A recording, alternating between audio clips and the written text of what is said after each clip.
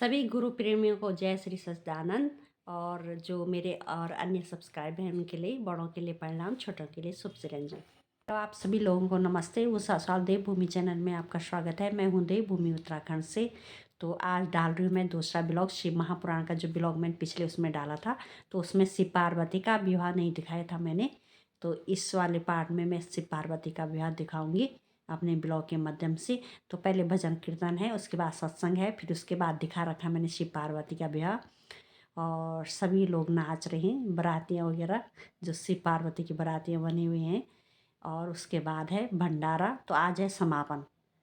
तो ये पूरा ब्लॉग देखना आप, उसमें मैंने सब डाल रखा है इस वाले ब्लॉग में। तो आप लास्ट तक देखना इस ब्लॉग को।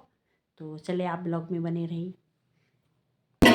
जय हो माता दुर्गा भवानी, हाथ जोड़ पूजा करेला। जय हो माता दुर्गा भवानी, हाथ जोड़ पूजा करेला। घर में या बेटी का जन्म हो या बेटे का जन्म हो तो उत्सव होता है। और आज तो महाशिवरात्रि का महा उत्सव है, तो बड़े प्रेम के साथ सब हाजरी लगाइए। माता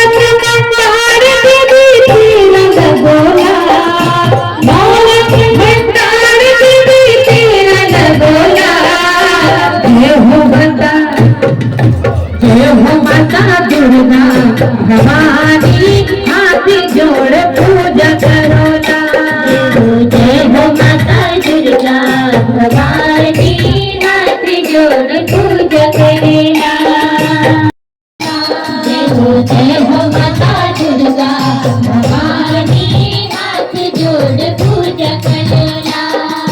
नौरथ मंडार देवी तेरा लगोला, नौरथ मंडार देवी तेरा लगोला। जय हो माता दुर्गा भवानी, हाथ जोड़ पूजा करोला।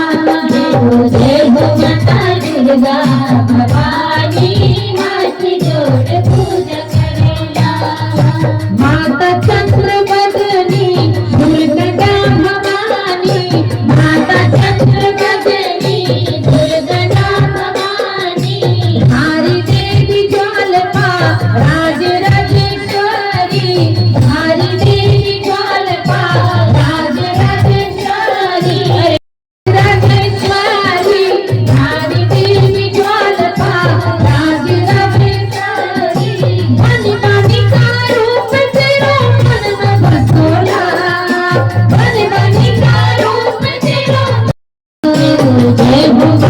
दुर्गा भवानी, हाथ जोड़ पूजा करोला। नौरथ मंडार देवी तेरा लगोला, नौरथ मंडार देवी तेरा लगोला। जय हो माता दुर्गा भवानी, हाथ जोड़ पूजा करोला। जय हो माता दुर्गा भवानी, हाथ जोड़ पूजा करेला। हनुमत सिंदूर चंद्री भोला तेरा नाम। जन्म हुआ तो कहते कि जिन पहाड़ों में फूल नहीं खिलते थे, सारे पहाड़ों में, वृक्षों में, नदियों में कल कल करके आवाज आने लगी। और कहते पूरा हिमवंत प्रदेश, हिमाचल प्रदेश पूरा जो है आनंद और खुशी से भर गया। पक्षी चहचहाने लगे, नदियों की धारा उछाल लेने लगी, हवाएं घटाएं गाने लगी। और आज हिमवंत राजा बड़े प्रसन्न हैं। आज तो हम लोग घर घर जाते हैं कभी, तो जैसे खुशखबरी आने वाली होती है तो पहले तो दादी अम्मा बहुत उत्साह में होती हैं।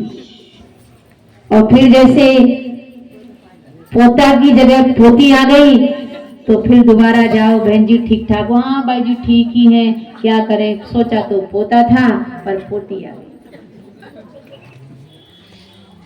जो बेटा और बेटी में भेद समझता है वो व्यक्ति मानवता के अधिकारी नहीं है। भगवान कहते जब मैं बहुत प्रसन्न होता हूं और किसी को मैं कुछ भरपूर देना चाहता हूं तो उस घर में मैं कन्या का जन्म देता हूं। इसीलिए अब वो दुखी ना हो कि जिनको बस कि भाई हमारे यहाँ कन्या आ जाती है, कन्या कहां से आ गए। मैं ये उनके लिए बोल रही हूं जो इसको भेद मानते हैं। ओस की बूंद सी होती हैं बेटियां, घर किसी को दर्द हो तो रोती हैं बेटियां, और बेटा तो करता है एक ही कुल को रोशन, पर दो दो कुलों की रोशनी ये होती है बेटियां। वही बेटी जब मां चंडी का रूप धारण करती है तो दैत्यों का संहार कर देती है।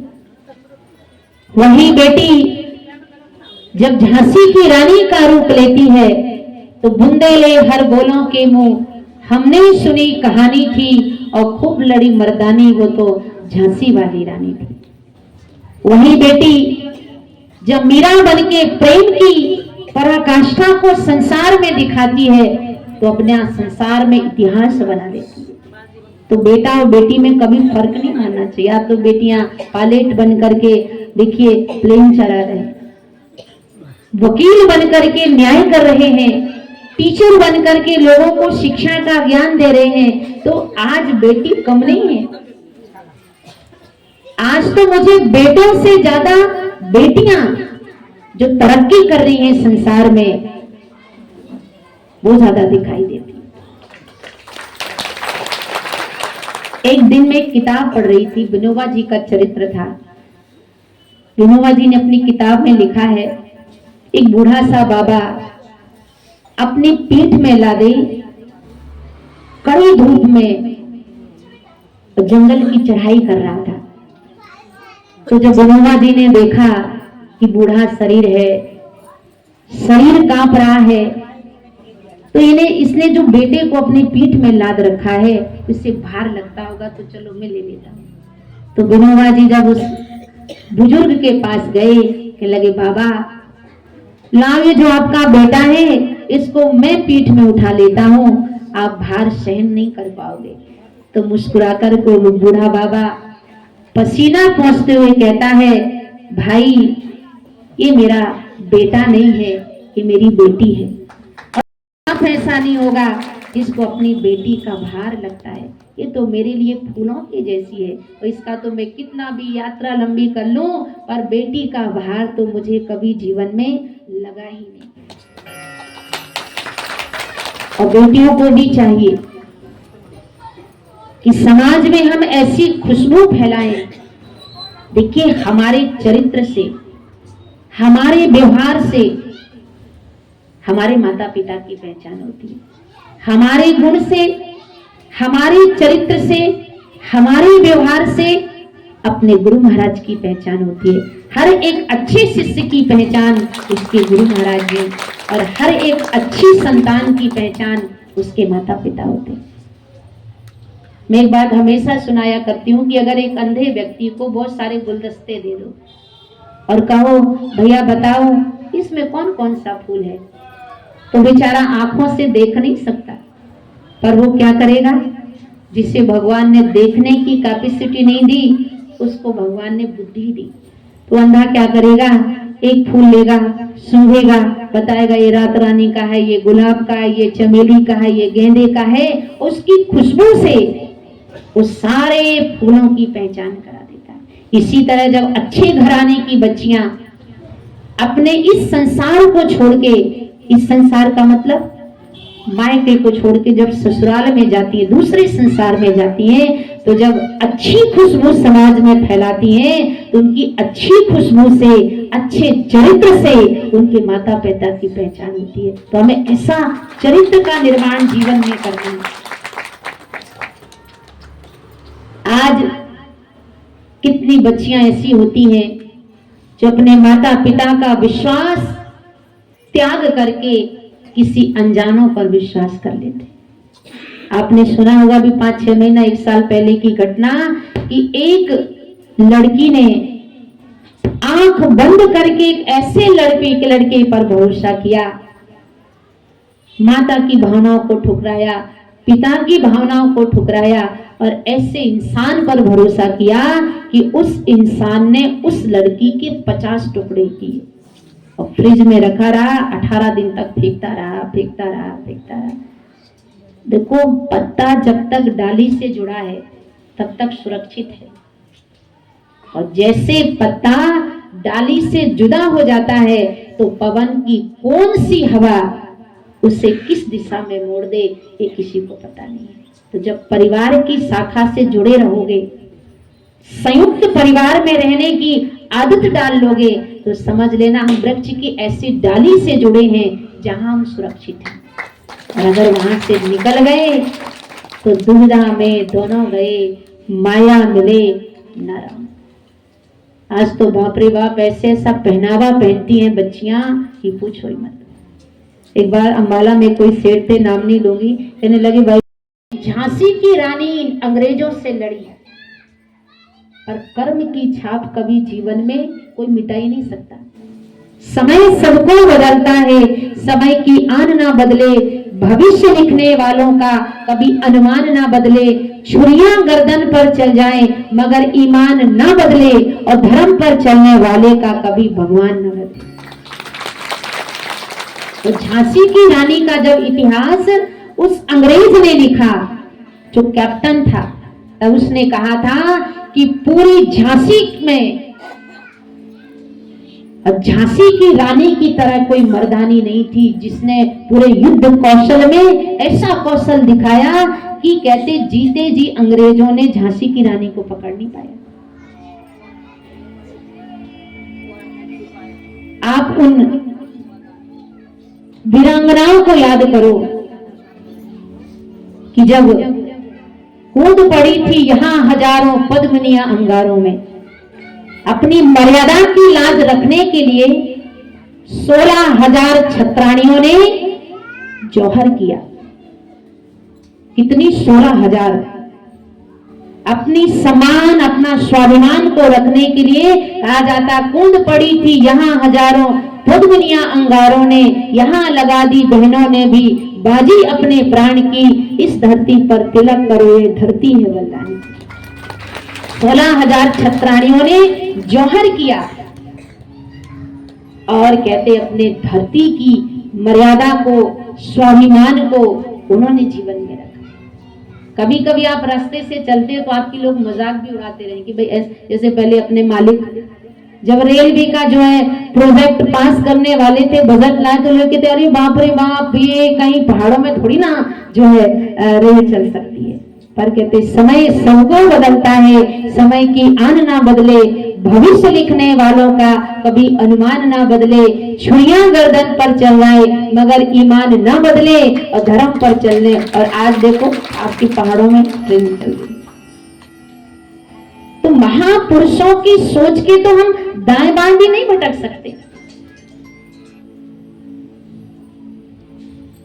इसीलिए जब जब हमारे जीवन में अच्छा करने का समय आए तो हमें समय नहीं देखना चाहिए। एक छोटी सी चिड़िया थी, अपनी खुशबू से अपने माता पिता का जो है नाम रोशन करी। देखिए, दो हार संसार में बहुत प्रिय होती है। एक जब पिता को उसका बेटा हरा देता है, लाते घूसे मार के नहीं, अपने कर्म से। और जब उसकी ख्याति पूरी विश्व में फैलती है तो पिता की छाती बड़ी गदगद हो जाती है कि मेरे बेटे ने आज मुझे हरा दिया, और देखो मेरे से भी आगे लोगों संसार में ना। तो वो हार पिता के लिए कभी हार नहीं होती, प्रिय होती है। इसी तरह दूसरी हार, जब गुरु महाराज का शिष्य अपने गुरु महाराज की रोशनी को पूरे विश्व में फहराता है तो गुरु का हृदय गदगद हो जाता है कि धन्य है मेरे ऐसी शिष्य, जिसने मेरी ख्याति को पूरे विश्व में फैला दिया। स्वामी विवेकानंद जी ने अपने गुरु की ख्याति को पूरे विश्व में फैलाया। उनकी भी लोगों ने मस्करी की। कहते कि जब बढ़िया पगड़ी बांध करके, भगवा कपड़ा पहन करके जब वो विदेश गए तो कहा, लोगों ने कहा अरे देखो देखो देखो भारत का जेंटलमैन आ रहा है। मजाक किया। तो दो दाम्पत्य जा रहे थे, तो मजाक करते करते गए तो थोड़ा विवेकानंद जी आगे बढ़े और विवेकानंद जी ने कहा, क्या कहा आपने? कि मैं भारत का जेंटलमैन हूं। तो सुनिए, आपके देश में सुंदर टाई, सुंदर कोट, सुंदर कपड़े पहनने वाला जेंटलमैन कहलाता है, और हमारे भारत देश में, क्योंकि तुम्हारे देश में जेंटलमैन का निर्माण दर्जी करता है और हमारे देश में जेंटलमैन का निर्माण संत करते हैं। जब संत को किसी जीव को संत का संग मिल जाता है तो संत मुक्ति का मार्ग खोल देते हैं, और जिसने मुक्ति जीवन में पाली हुई तो जेंटलमैन है। संसार में कपड़े पहने से कुछ नहीं होता है। तो कर्म की ऐसी ख्याति होती है। तो राजा हिमवंत राजा आज बहुत खुश हैं कि मेरे घर पुत्री रत्नी का जन्म हुआ है। और बड़े इतना लुटाया राजा हिमवंत राजा ने, इतना लुटाया, इतना लुटाया, इतना लुटाया कि कम से कम जो है आधा राज्य कोष हिमवंत राजा ने खुशी में जो है दान किया। गऊओं का दान ब्राह्मणों को किया, वस्त्रों का दान किया, बहुत सारा दान हिमवंत राजा ने जो है किया। और जो है रामायण में तुलसीदास जी लिखते हैं कि जब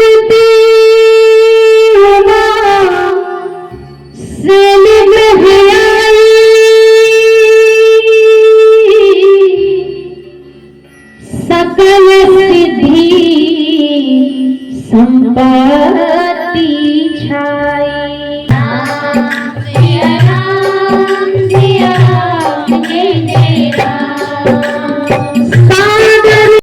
प्रणाम किया और कहा, हे मुनिवर, हे देवर्षि नारद, धन्य हमारे भाग्य की आप हमारे घर पधारे। हमारे यहाँ पुत्र रत्न की प्राप्ति हुई है और कृपा करके आप हमारी पुत्री को आशीर्वाद दीजिए। कुछ दोष, देखिए सबके जीवन में कुछ ना कुछ गुण अवगुण होते हैं। तो हिमवंत राजा कहते हैं, हे नारद जी, कि जो है मेरी पुत्री के कुछ दोष जो भी है, इनकी भाग्य की रेखाएं बताइए। नारद जी आए और नारद जी ने कहा, हे हिमवंत राजा, मन में कोई संताप मत रखो। आपके घर जो कन्या के रूप में जिसने जन्म लिया है, स्वयं अंबिका भवानी शक्ति के रूप में तुम्हारे यहाँ जन्म लेके आई। कहते जब से उमा शैल घर आई, तो जब से उमा भवानी हिमवंत राजा के घर आए तो रिद्धि सिद्धि ऐश्वर्य लक्ष्मी सब उनके पीछे पीछे आ गए।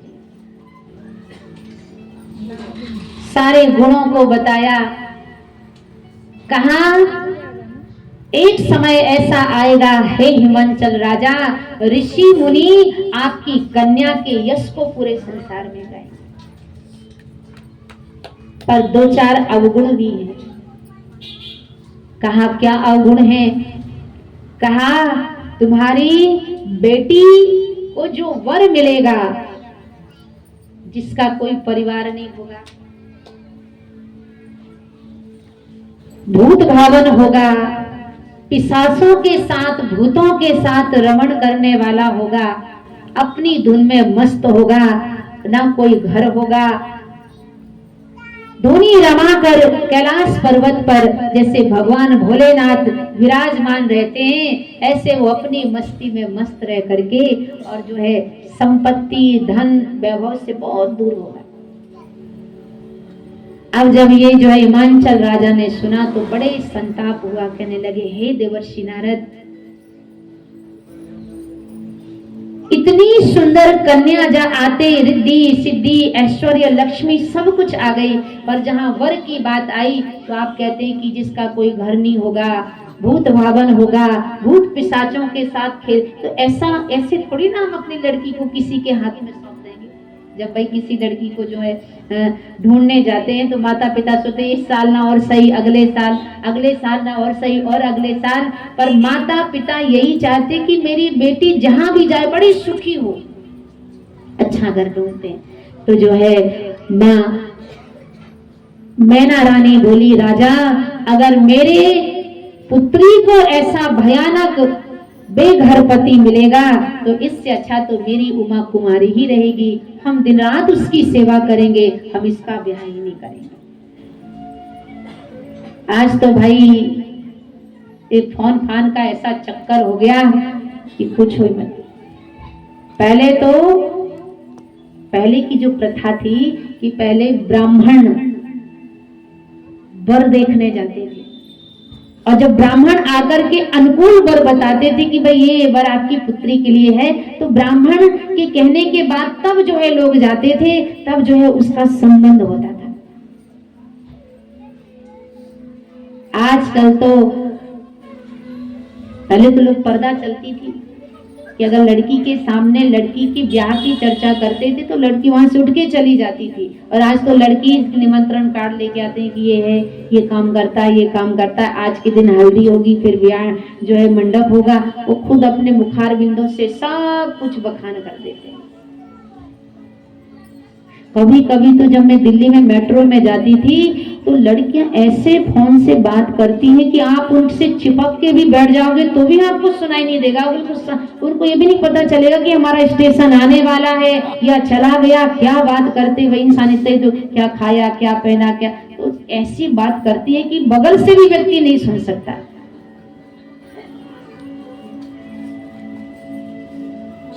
तो जो है नारद जी कहते कि अगर पार्वती का संकल्प दृढ़ रहेगा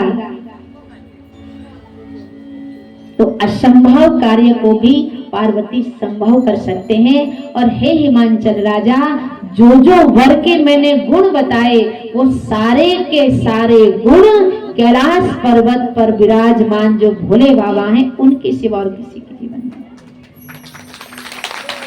शिव शंभु कि जो मैंने लक्षण बताए वो सारे लक्षण तो बस भगवान शंकर के, पर इसके लिए उमा को तप करना पड़ेगा। आज तो अगर एक दिन व्रत रख लो तो फिर जो है थोड़ा जब नाश्ते का टाइम आता है तो 2-4 केले डाल लेते हो, फिर सोचता है भाई जब सासू माँ का व्रत होता है तो बोले आज हमारी की कहानी आती है कि यही कुछ सिचुएशन उनके परिस्थिति उनके जीवन में थी। नारद जी ने कहा कि भाई स्वयंवर तो ढूंढेंगे, वर बहुत अच्छा ढूंढा, पर इसकी उम्र केवल 1 वर्ष है, इससे ज्यादा नहीं। आज की लड़की होती तो बोलते रिश्ता को बिल्कुल खत्म किया जाए, हम ये शादी नहीं करेंगे। पर सावित्री जी ने कहा मैं तप करूंगी, और सावित्री जी ने ब्रह्मचर्य का 1 वर्ष तक पालन किया। और कहते हैं कि जब यमराज सावित्री सत्यवान के जो है पति के प्राणों को ले जाने लगा तो कहते सूक्ष्म शरीर से यमराज का पीछा करती, पीछे मुड़ करके बार बार यमराज कहता है बेटी वापस चले जाओ, यमलोक में तुझे ताप के सिवा और कुछ नहीं मिलेगा। पर सावित्री का सत्य उस सूर्य के समान था जो सबको चीरता हुआ आगे ही बढ़ता जा रहा। और जब यम लोग आने वाला था तब जो है यमराज ने कहा अब भी समय है, सावित्री मान जाओ, तुम्हारे पति के प्राणों को मैं नहीं दूंगा। पर जब यमलोक पहुंच गई पीछा करते करते तो आज यमराज भी सावित्री के इस तप से प्रसन्न हो गए और कहते बेटी तुम्हारे इस तप से मैं बहुत प्रसन्न हूँ, वरदान मांगो, बस पति के प्राणों के अलावा कुछ भी मांगो। तो जब व्यक्ति के जीवन में ज्ञान होता है तो भगवान उसे बुद्धि भी देता है, विवेक भी देता है, सुमति भी देता है। और जब का वरदान मांगो तो जो है सावित्री ने कहा पहले संकल्प करो, जो मैं मांगूंगी वो तुम दोगे। तो यमराज कहता है मैं यमराज हूं, मेरे नाम सुन के लोगों की रूह कांपने लगती है। आज तक मैंने किसी को वरदान नहीं दिया, पर आज मैं संकल्प करता हूं जो तुम मांगोगी वही मैं दूंगी, बस पति के प्राण वही दूंगा। तब जो है सावित्री जी ने कहा बस यही विनती है कि मेरे सास ससुर अपने पोते को सोने के कटोरे में दूध पीता हुआ देखें, ये वरदान दे दीजिए। तो यमराज जी कहते तथास्तु। और जब तथास्तु कहा तो जो है सावित्री जी कहती लाइए मेरे पति के प्राणों को वापस दीजिए। तो यमराज कहते पति के प्राणों को थोड़ी ना कर दिया। तब उन्होंने कहा ध्यान से सुनो, मैंने क्या मांगा है, मेरे सास ससुर अपने पोते को सोने के कटोरे में दूध पीता हुआ देखे। सबसे पहले मेरा पति मुझे वापस दीजिए। पति के प्राणों को भी मांग लिया, पुत्र भी मांग लिया, और कहते हैं सत्यवान के माता पिता अंधे थे तो उनकी आंखों को भी मांग लिया। सोने का कटोरा किसके यहाँ होता है भाई? भिखारी के यहाँ थोड़ी ना होता है। किसके यहाँ होता है? राजाओं के यहाँ होता है। तो पति के प्राणों को भी मांग लिया, पुत्र भी मांग लिया, राज्य भी मांग लिया, और अपने सास ससुर की आंखों को भी मांग लिया। तब यमराज बहुत प्रसन्न हो गया, सावित्री तेरे सत्य ने और आज मुझे भी हरा दिया, मुझे भी सत्य ने परास्त कर दिया। तो उमा भवानी कहती है माँ मैं भी तप करूंगी। और आज उमा की प्रीति भगवान शंकर के प्रति और बढ़ गई, और उन्होंने अपनी प्रसन्नता को दबाया। और जब नारद जी चले गए तो बार बार याद करती कि नारद की वाणी कभी झूठ नहीं हो सकती, जो जो गुण बताए हैं वो मेरे भोलेनाथ में ही हैं। और जो है सुबह जब उठे तो उमा कहने लगी कि हे माँ, आज मुझे एक स्वप्न आया कि ब्राह्मण ने स्वप्न में आकर के कहा बेटी तप करो, मैं तुम्हें वचन देता हूँ भगवान भोलेनाथ आपको वर के रूप में प्राप्त होंगे। तो बस आपसे मैं आज्ञा मानने आई हूँ।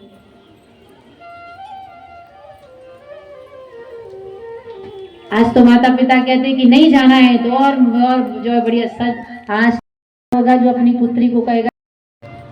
पर जब बार बार जो है उमा ने प्रार्थना करी कि नहीं माँ, हम जो है भगवान शंकर को वर रूप में प्राप्त करने के लिए तपस्या करना चाहते हैं, तो आज हिमांचल राजा और रानी मैना ने पार्वती जी को तप करने की आज्ञा।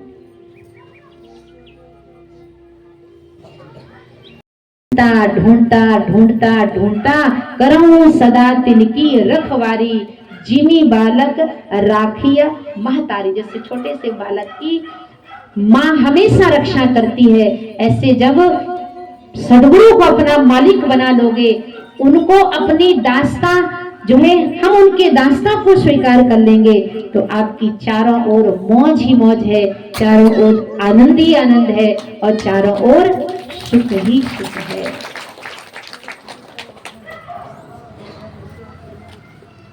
तो आप सबसे यही कहे प्रार्थना चली शिव शंकर की बारात, चली शिव शंकर की बारात। रूप अलग है रंग अलग है, रूप अलग है रंग अलग है, इस बारात का ढंग अलग है, इस बारात का ढंग अलग है, इस बारात का ढंग अलग है, इस बारात का ढंग अलग है। भूत प्रेत भी नाच रहे हैं, भूत प्रेत भी नाच रहे हैं, देवताओं के साथ चली शिव शंकर की बारात, चली शिव शंकर की बारात। हर चारों ओर है देव की चर्चा, चारों ओर है देव की चर्चा।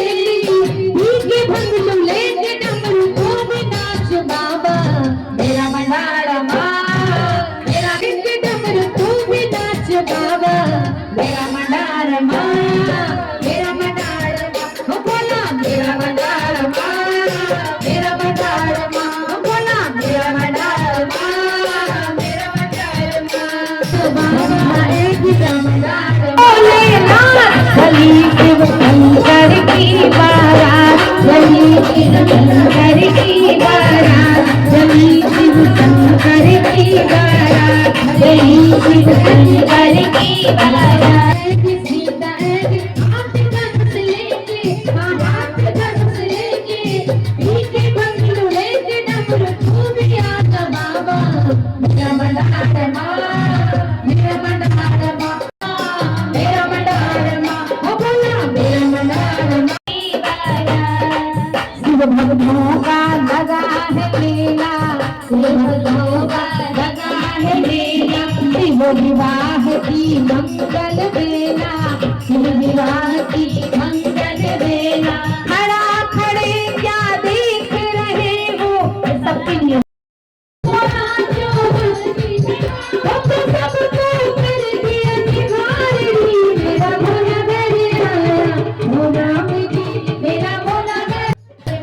हरे राम ऐगी राम ऐगी सीता ऐगी हाथ धनुष लेके हाँ हाथ धनुष लेके पीके बंधु लेके डमरू तू भी आजा बाबा मेरा बड़ा अब बाल व्रत नारी सबने हाल कर दिया हो देखो हो देखो हो देखो बोलने जाए दूल्हे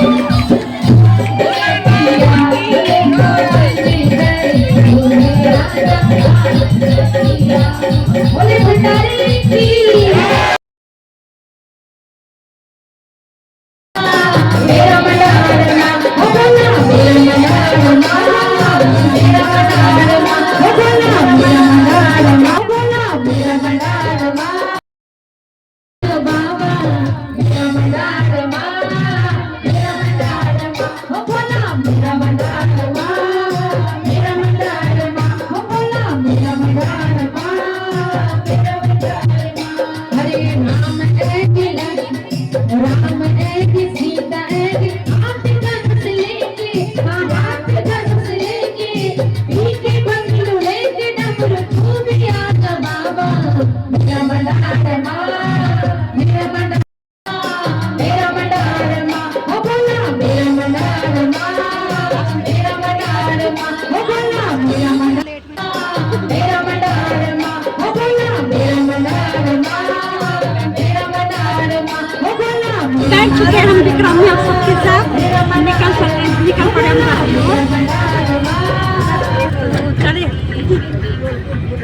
ये क्या सर उनको चौंकाने वाला है आगे। और यहाँ पर सभी गुरु भक्त आज शिव पुराण का समापन है तो सभी लोग सेवा में लगे हुए हैं।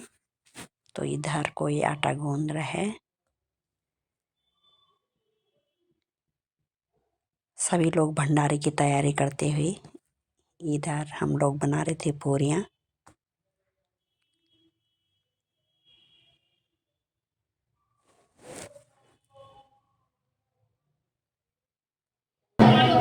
कोई गुरु भक्त वहाँ पूरियाँ और एक तरफ चल रहा है कीर्तन, वहाँ हमारे भजन कीर्तन चल रहे हैं, पीछे चल रहा है हमारे भजन कीर्तन।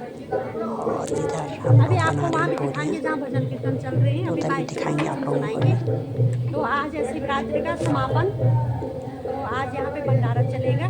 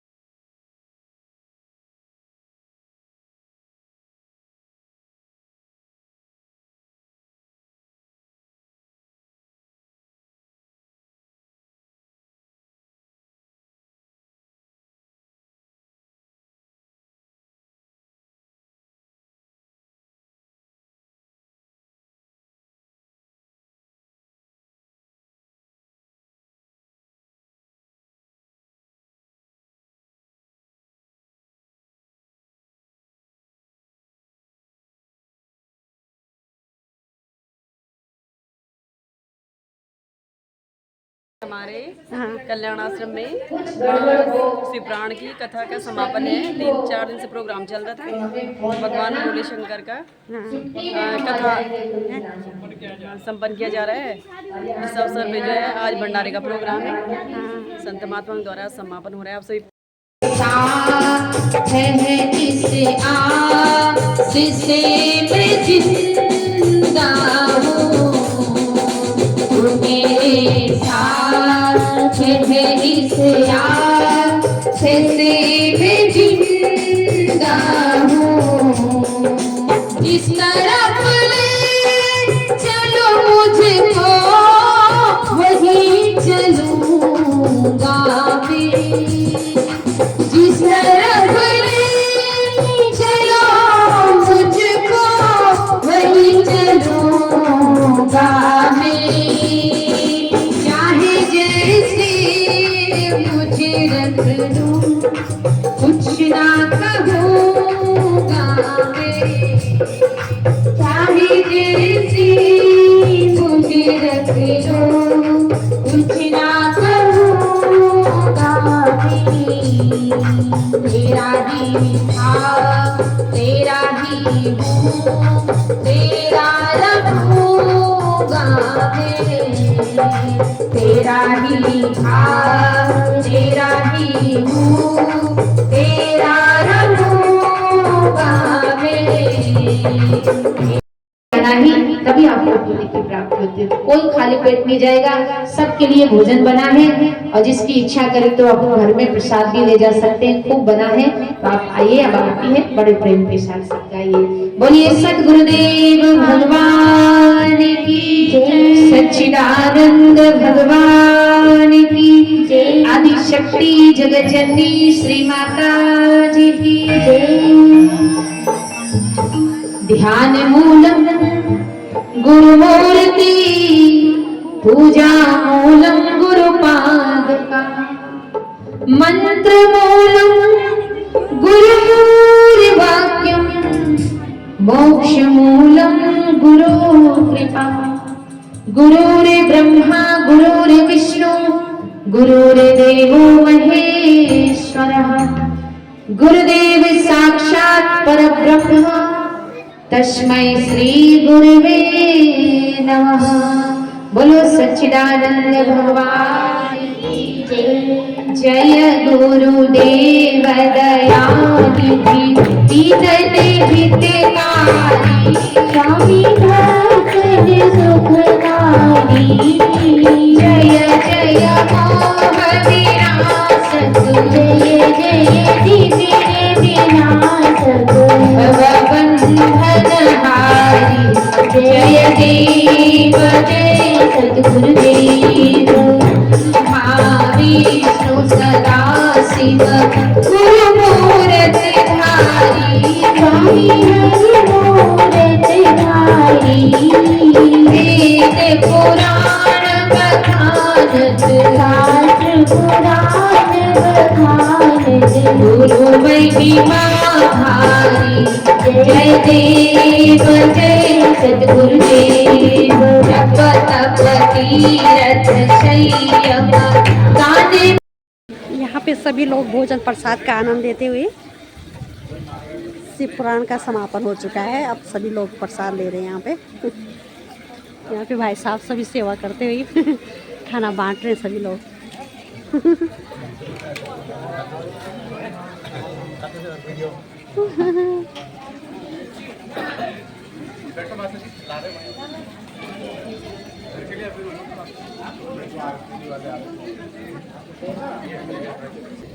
कल्याणाश्रम में माँ शिव पुराण का समापन कथा हुई। अब हम सभी लोग भंडारा प्रसाद दे रहे हैं। बहुत सुंदर माहौल बना हुआ है, काफ़ी लोगों की जनसंख्या बढ़ी हुई है। बच्चे लोग सभी लगे हुए हैं, सब कोई पानी दे रहा, कोई खाना दे रहा है, पूजन कर रहे हैं। चलिए तो हम भी लेते हैं प्रसाद का आनंद, खाते हैं हम लोग, आप भी खाइए। तो चलिए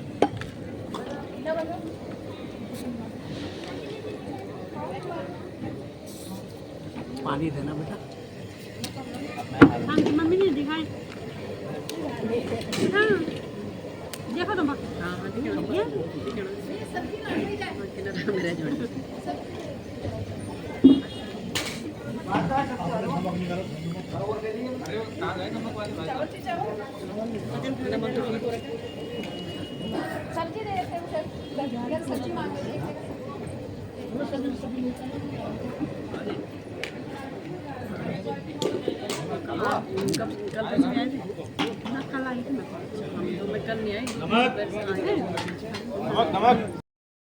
ये निकल चुके हम भंडारा भंडारा खा के अब अपने घर की तरफ। पीछे मामी लोग बैठ रखे हैं हमारे आशिक मासी।